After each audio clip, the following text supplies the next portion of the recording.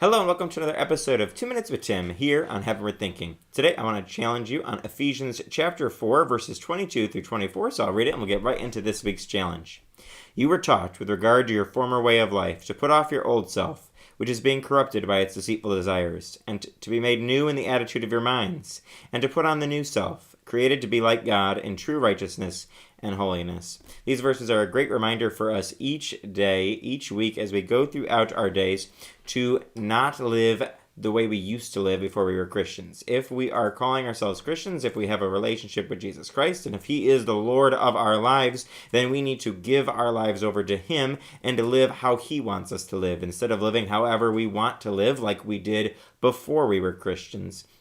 If we're going to follow Jesus, then we have to lay down that old self. We have to put off the old self, as it says in verse 22, because it is full of corruption and deceit. And then we have to be made completely new, to have a totally different mindset, which is what we are trying to do here at Heaven We're Thinking. We're trying to develop a different attitude of mind, a different perspective by which we view the world, we view ourselves, and how we are supposed to live in God's kingdom. And then we see we're supposed to put on the new self, created to be like God in true righteousness and holiness. And so we have to pursue something different than when we were living without Christ. When we live without Christ, then we're pursuing our sinful, human, fleshy desires. When we live with Christ, we are pursuing things like righteousness and holiness. We're being created differently. We're being made differently by Jesus as we grow deeper in our faith and in our relationship with Him. And so we have to have this distinction and see that we are being different than we were